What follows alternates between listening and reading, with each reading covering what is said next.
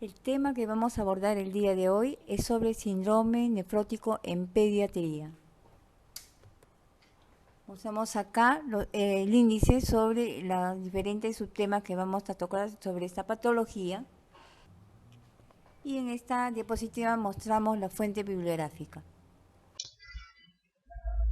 El síndrome nefrótico se caracteriza por este conjunto de signos y síntomas: proteinuria significativo de rango nefrótico mayor a 40 mg hora metro cuadrado, hipovoluminemia debajo de 2.5 gramos por decilitro. En tercer lugar, hipercolesterolemia encima de 300 miligramos. Y en cuarto lugar, edema. Es un edema blando por disminución de la presión oncótica. Definiciones que debemos hacer en el síndrome nefrótico: proteinuria significativo nefrótico 40 mg hora metro cuadrado. En segundo lugar, 50 mg por kilo de peso día. Y la relación proteína sobre creatinina en una primera orina de la mañana mayor a 2. Lo normal es debajo de 0.2. Y la proteinuria significativa por hora metro cuadrado, lo normal es debajo de 4 miligramos. ¿Qué respuesta? La respuesta es la negativización de la proteinuria durante 3 días consecutivos, es decir, baja debajo de 4 miligramos hora metro cuadrado o relación proteína sobre creatinina debajo de 0.2. El síndrome nefrótico podemos clasificarlo en primario y secundario. El primario en pediatría es mucho más frecuente, representando el 85 al 90% de los casos, y el secundario un 10 a 15%. A su vez, el síndrome nefrótico primario lo subdividimos en idiopático y congénito. El síndrome nefrótico congénito es una patología exclusiva de la infancia, como su nombre lo indica, aparece antes de los 3 meses de la vida y tenemos dos variedades. El síndrome nefrótico congénito de tipo finlandés, la enfermedad microcística renal, y en segundo lugar, la esclerosis mesenquial difusa. Ambas, de pronóstico no bueno, van a la insuficiencia renal y requiere tratamiento con trasplante. El síndrome nefrótico primario y idiopático mencionamos aparte de la nefrosis tipoidea por ser la variedad más frecuente en pediatría, representando aproximadamente un 75%. Y en otros reciben frecuencia esclerosis focal segmentaria, proliferación mesangial, en cuarto lugar la membrana proliferativa y por último la membranosa. Dentro del síndrome nefrótico secundario, tenemos secundarias enfermedades sistémicas como lupus, artritis reumatoide, entre otras, infecciones como lupus congénita, hepatitis B, C, endocarditis bacteriana, alérgica, la púrpura vascular alérgica, tóxico o metales pesados y ciertos medicamentos como tetracyclina vencida y alteraciones circulatorias como la trombosis de vena renal. Vamos a tocar prácticamente de aquí hacia adelante todo lo que es el síndrome nefrótico por lesiones glomurulares mínimas, por ser la variedad más frecuente en pediatría. Acá tenemos que antecedentes previos de cuadro renal de la nefrosis tipoidea, la gran mayoría no tiene antecedentes previos, dependiendo por infecciones, 25%, inmunizaciones y alergia, y antecedentes alérgicos un 2% respectivamente. La edad de presentación más frecuente de cambios mínimos en nefrosis tipoidea es en la etapa preescolar, pudiendo presentarse también antes del primer año de la vida, y en los escolares y adolescentes siendo mucho menos frecuente. Esta es una fotografía de un paciente con síndrome nefrótico y el edema es típico. Es un edema pálido que deja fosfea, transparente como la podemos ver, y el abolanamiento del abdomen significa presencia de cistitis. Hay edema escrotal que es transparente como lo están ustedes viendo en la diapositiva.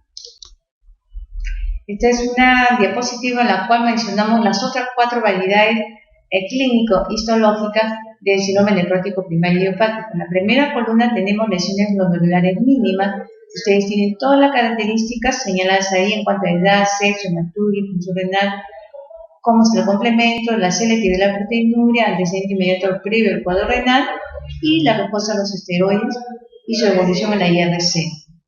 Solamente mencionarles que en cambios mínimos, la característica es preescolares, más frecuente en el sexo masculino, el complemento es normal, hay una buena selectividad de proteinina y una buena respuesta, la gran mayoría son corticosensibles. Le sigue en frecuencia la segunda columna, la esclerosis focal cementaria. Ahí tienen ustedes las características. Se caracteriza porque básicamente son la gran mayoría córtico-resistente.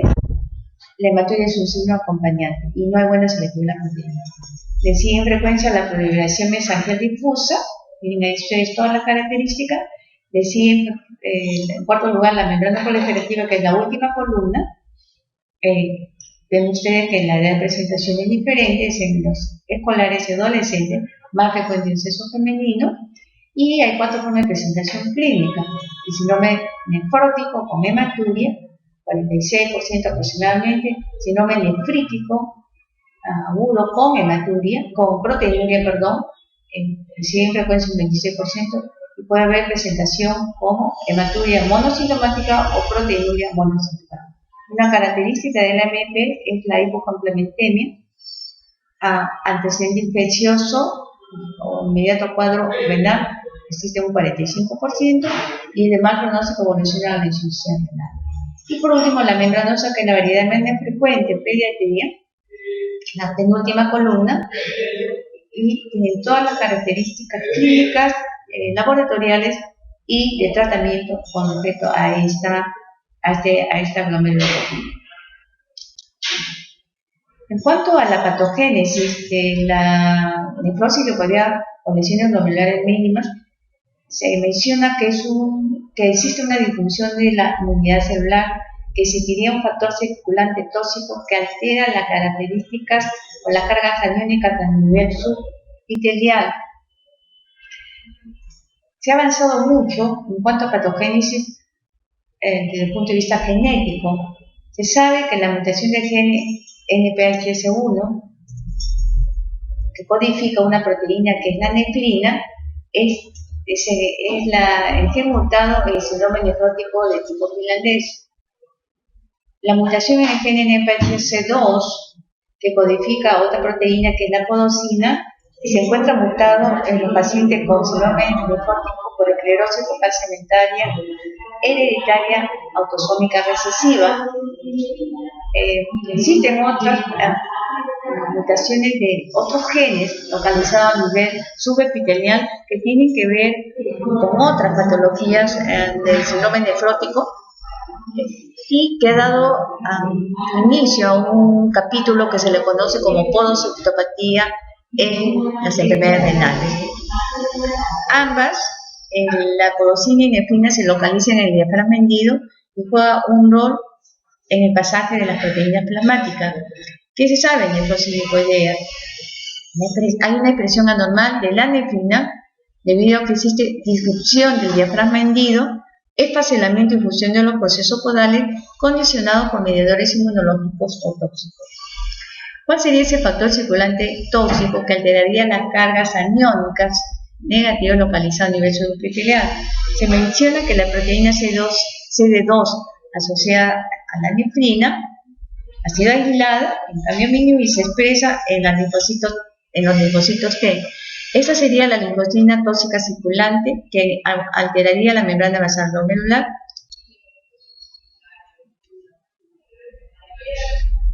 En cambios mínimos se dice de que la interleuquina 2 y receptores de la interleuquina 2 y monocitos activados, que sería el factor circulante tóxico que disminuiría la síntesis de glicosaminoglicán sulfato de Pará, factores de permeabilidad vascular, sería el que incrementa la permeabilidad a nivel de la membrana basal glomerular y neutralizaría los polialíneos glomerulares. La interleuquina 8 activada incrementaría el catabolismo de los complejos sulfatados de la membrana basal. Por último, en la parte superior de la diapositiva mencionamos que en nefrosis lipoidea existe disfunción de la inmunidad celular y humoral. ¿Qué se sabe con respecto a la inmunidad humoral? Se dice que la función de los linfocitos T es anormal. Las células T helper o auxiliadoras, existen dos fracciones, la TH2 y TH1. Ambas deberían estar en equilibrio, sin embargo, en cambio mínimo, la TH2 se encuentra incrementada con relación a TH1. Este desequilibrio condiciona que el patrón de la inmunoglobulina sea anormal, con una inmunoglobulina M normal y una respuesta de inmunidad humoral secundaria, es decir, la IgG se encuentre disminuida.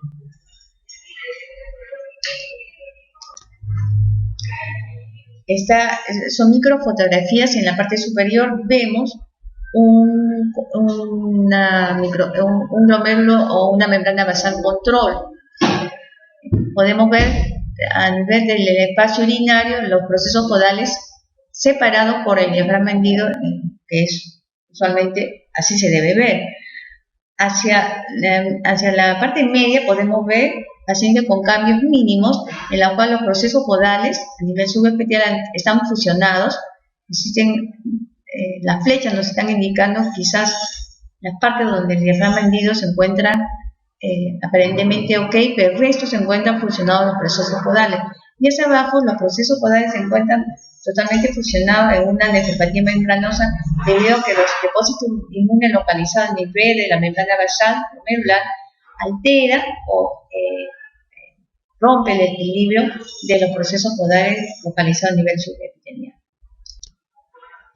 Si hiciéramos una biopsia a un paciente con glomérulos, lesiones glomerares mínimas o fenómeno nefrótico a cambio mínimo, lo que vamos a observar en la microscopía de luz, lo que se menciona en esta diapositiva, es básicamente me está indicando un edema de glomérulo, es decir, la prominencia de la célula epitelial, del ovillo glomerular, con ligero engrosamiento de las paredes capilares y celularidad mesangial normal, no implica más que un edema de glomérulo. A la inmunofluorescencia habitualmente negativo y a la microscopía electrónica mencionamos anteriormente que va a haber fusión de los procesos podales. Es un glomérulo normal que señalamos anteriormente, que se debe ver el lumen capilar libre, el espacio de Bowman libre, el número de células entre asa y asa capilar debe ser no mayor de 3, que en esta diapositiva no han salido. A la microscopía electrónica va a haber fusión de los procesos podales, como estamos viendo en esta diapositiva. ¿Cuál va a ser el tratamiento en síndrome nefrótico? En primer lugar, medidas generales, dieta bajo en sal, restringido en volumen y norma proteica. Antibióticos solamente si se corrobora un proceso infeccioso, no se debe dar antibióticos profilácticos. Diuréticos si el edema es moderado o severo. Hacemos uso de albúminas en los pacientes que vienen con edema severo en anasarca y requiere su hospitalización para su infusión de albúmina con un diurético de asa. Antihipertensivos, si el caso lo requiere previo uso de diurético, debemos restringir la actividad física, evitar el tromboembolismo, procurando no deshidratarlo mucho al paciente y no tenerlo con inactividad física por largo tiempo. Inmunizaciones, en la fase activa se recomienda no realizar las inmunizaciones. La hiperlipidemia a través del factor dietético y la hipocalcemia se debe dar suplemento de calcio con vitamina D, ya que va a haber una eliminación en la fase activa de la enfermedad, eliminación de la vitamina, de la 25-hidroxivitamina D. Lo que señalan los libros que indicaciones de los diuréticos en caso de anasarca, hidrotórax y vasititis e insuficiencia respiratoria, infecciones, tipo erisipelas o celulitis, peritonitis o bronconeumonía. Los tipos de diuréticos los señalamos aquí.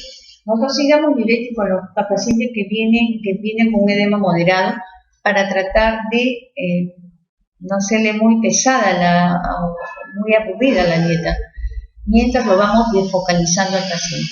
¿Qué significa desfocalización? Desfocalización es buscarle un foco infeccioso de tal manera de que le debemos tratar para comenzar el tratamiento específico que son los corticoides. ¿Cuáles son los puntos de desfocalización que uno debe hacer? Interconsulta dental, evitar la carie dental, interconsulta otorrino con radiografía de seno paranasales para descartar sinusitis, una placa de tórax y PPD para descartar la primera infección o una neumonía aguda, un urocultivo y parásitos en heces en forma serial. Una vez que hemos desfocalizado al paciente, el tratamiento específico es con corticoide. Aquí señalamos la dosis. En primer lugar, el esquema estándar, que representa dar 60 miligramos por metro cuadrado al día durante 4 semanas, en 3 tomas o 2 tomas, continuado por 40 miligramos por metro cuadrado interdiario por 4 semanas más. Esquema cortado, 60 miligramos por metro cuadrado al día hasta la remisión de la proteinuria durante 3 días consecutivos, que usualmente ocurre a los 15 días, y se continúa con 40 miligramos por metro cuadrado interdiario hasta la normalización de la albúmina, que usualmente ocurre a las 4 semanas. El esquema alargado es igual que el estándar, pero 2 semanas más, 60 miligramos por metro cuadrado día durante 4 semanas, y continuamos 40 miligramos por metro cuadrado interdiario por 6 semanas, y continuamos por 40 miligramos por metro cuadrado interdiario por 6 semanas más.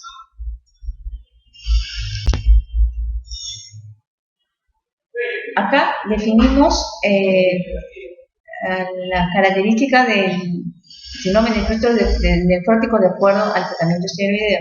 Recaída, la presencia de proteinuria nefrótica durante 3 días consecutivos, remisión espontánea y negativización de la proteinuria sin tratamiento, recaidor frecuente, 2 o más en 6 meses o 3 o más en 1 año, córtico-dependiente, positiviza la proteinuria al disminuir la dosis, es decir, de dosis diarias pasamos a interdiario, o cuando terminamos el tratamiento aparece la proteinuria en menos de 14 días. Y el córtico resistente sin respuesta al completar 8 semanas de tratamiento. En los casos de recaída frecuente, córtico-dependencia o córtico-resistencia debemos hacer uso de agentes alquilantes. Ciclofosfamida o clorambucil, la dosis la tenemos señalada ahí. Tener en cuenta que ambas se deben usar asociada a la prednisona 40 miligramos interdiario y hacer recuento leucocitario semanal porque produce leucopenia. Estas son las alternativas de tratamiento, aparte de las 2 mencionadas anteriormente. Pulso terapia con metilprednisolona en los casos de esclerosis focal cementaria. Ya mencionamos ciclofosfamida, clorambucil, azathioprina no está actualmente muy recomendado, micofenolato de monfetil y los inhibidores de la cauciniolina como la ciclosporina A y FK506. Los AINES, los inhibidores de la enzima convertora de la angiotensina, bloqueadores de receptores de angiotensina, agente hipolipemiante y trasplante renal. En los casos de esclerosis focal cementaria, cuyo pronóstico no es bueno porque a los 5 años hay una evolución en la IRC de un 50%, hay un esquema de tratamiento bastante agresivo, pero que ha dado resultados, ya que hubo remisión en un 69%, remisión total en un 69% y remisión parcial hasta en un 20%. Este esquema, como vemos acá, es largo, es bastante agresivo, pero dado que ha dado resultados buenos, actualmente están dentro de los esquemas de tratamiento. Ustedes tienen señalado hoy que la primera 2 semanas, meter pulso 3 días seguidos, de la 3 a 10ª semana una pulso semanal, de la 11 a 18 semanas una pulso cada 2 semanas, 19 a 50 semanas una pulso cada mes y de las 51 a 82 semanas una pulso cada 2 meses. A su vez, a partir de la tercera o cuarta semana se debe agregar la prednisona 2 miligramos por kilo de peso interdiario y lo vamos disminuyendo lentamente. Señala el grupo de Steiner Mendoza que si a los 2 meses no hubo respuesta con el uso de los pulsos de metilprednisolona, se debe adicionar la ciclofosfamida a la dosis señaladas anteriormente durante 2 a 3 meses.